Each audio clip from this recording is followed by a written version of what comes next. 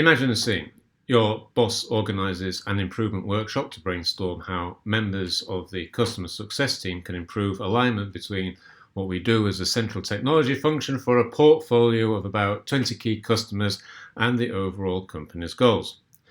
At the meeting, he explained that he has a list of over 200 feature requests, projects, and new demands and ideas which need looking into, and that this list keeps getting longer. Also, your colleagues say many customers complain that we're not providing the service they want. And finally, the business wants to change direction and keep up with new industry trends. So where do you start? What do you put down as a list of ideas? Think about your current work situation and how you currently do things. What works well and what would you like to try out? I have a few ideas and I'd like to share those with you today. I'm John, and this is a series of short articles called Tales from a Portfolio Manager. I help people in corporates plan technology across teams. So you could be somebody who has a portfolio, clients, projects, services, or a backlog of features, and you have to manage them across a wide variety of teams to achieve any number of goals. I've been doing these roles for over 20 years for many corporates, and I have a few tales to tell. The best thing I can do for you is to encapsulate that experience into my advisory, online training and coaching so that you can reflect on how you would solve some pretty challenging issues that you come across and, as a result, be more successful in your role.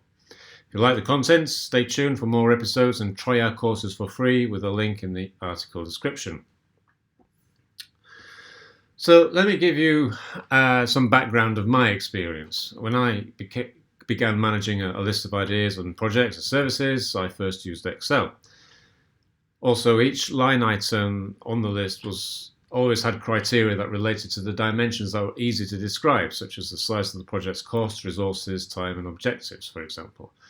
Variably, one of my tasks was to update the different stakeholders on the status of each of these items, and that's where the conversation could quickly derail. As soon as a request made its way onto that list, there was an implicit expectation that I would do something about it and that I had infinite resources backing me up on delivering it. We all know that this isn't the case, and I've discussed ways in previous episodes that help deal with these kind of expectations. Now, I started by thinking the best way to do this is to actually sort these projects into some common scope so that I could create a program of related work activities. Then questions would arise about who, what, when and how. Next there would be the scheduling, dependencies and priority decisions. So the next step was to talk about governance quickly with some form of committee. But wait, what about all that new demand coming in? How would I prioritise that with the existing portfolio of work? To help with that, often I worked with a solution architect to think about the different jigsaw pieces of the future technology footprint would sit together. Typically, I found that when the customer makes the request, it would be 3 months to turn it around with some idea of whether it can be fulfilled, when and how, even if it was a simple requirement. This work doesn't even consider the business strategy, which often seeks to reduce costs, simplify, and make everything digital. So it's a complex problem, and if you feel this reflects to some degree of what's happening in your organisation, I can empathise deeply. If you change one cog in the planning gearbox and then replace it with another, it may not fit, so you feel like you end up removing all the cogs to see how it would all fit together again. What I can do is to start outlining some steps and a broader framework to guide your thinking. If, like me, at the start of my career, you're thinking about organising programs from projects based on an Excel list, I would caution that there are better places to start. One of the prerequisites of the whole exercise is a clear business strategy. Anything written down that explains, even poorly, the customer's plan is a good step forward. A better step forward is to research technology trends, your department's plans, and how that could influence your customer strategy. Further, finding out the level of risk that the business sponsors are prepared to take is a critical insight, since business strategy can be easily formulated into options based on that appetite. Do they want to do slow incremental change? Is the customer facing an urgent and critical threat that they must respond to? And most importantly, is the customer prepared to accept the level of disruption and the risk of failure should they choose to radically change the direction of their business? Suppose the customer needs a plan.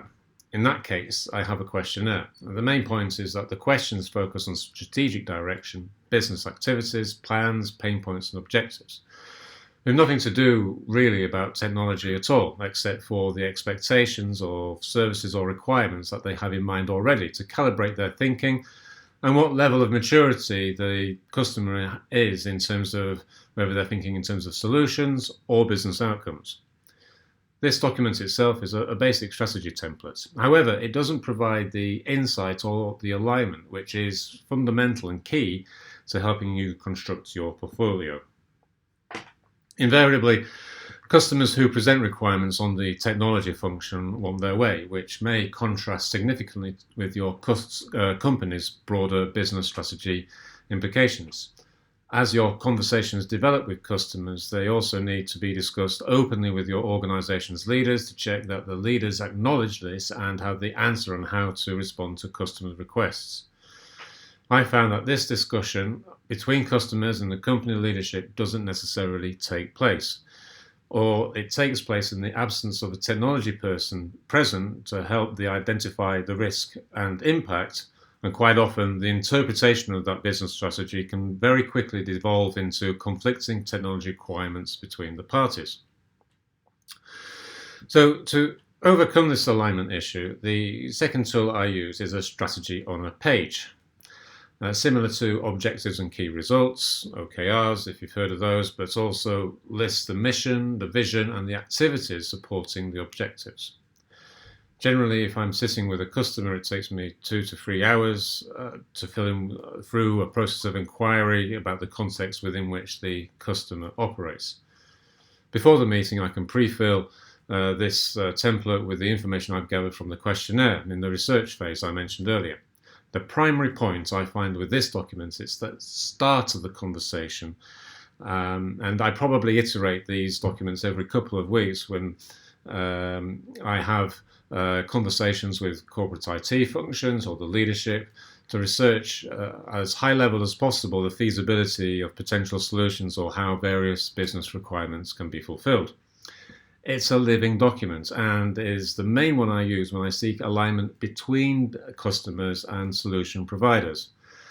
The secret to success with this is to compare these templates with different customers and company functions and the leadership, since this is where you can visually spot misalignment or gaps in features, objectives, and so on and so forth. The other thing I've learned with gaining alignment on strategy is that more than one plan is needed. You need to be able to provide options on how you can fulfill the strategy. You remember I spoke about risk earlier. Let's say you've come up with potential solutions that are high risk. These can be transformative, innovative, untested solutions, something bespoke and custom specific to the customer's needs. Conversely, they could be low risk, where they've already been tried and tested and maybe it's a standard corporate service that you already provide.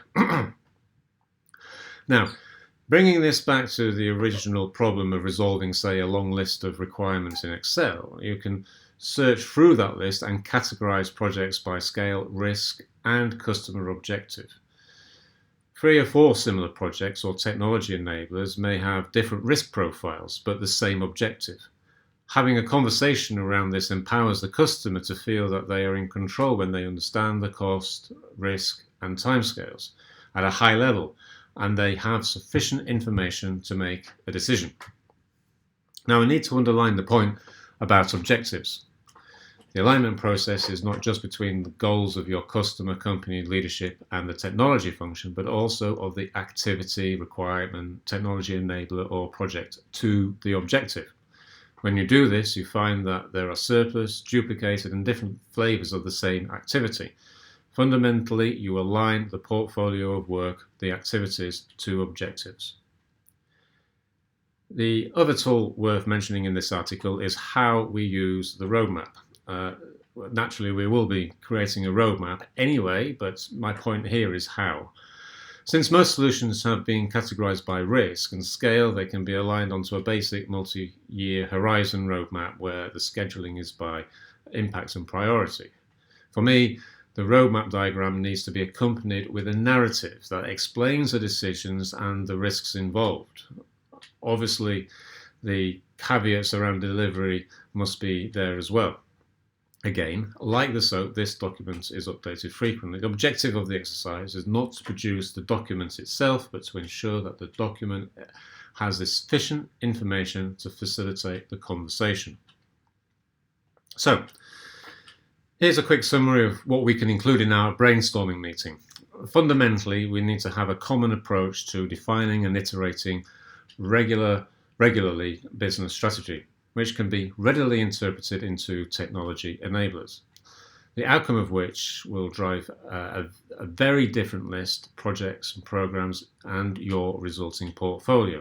Now, this requires, firstly, asking questions focusing on business objectives, plans and pain points. Secondly, consolidating these information into a standard format that can be compared with different customers, leadership and technology teams. I use a SOAP template, strategy on a page. Ensure this facilitates an ongoing conversation between different parties rather than being an end of itself. Thirdly, align your list of projects and requirements to objectives and filter duplicates or surplus activities. Attribute the level of risk to each line item. Then fourthly, consolidate this information, update your strategy and roadmap, and present options on how those objectives can be fulfilled according to the risk appetite and budget of the customer.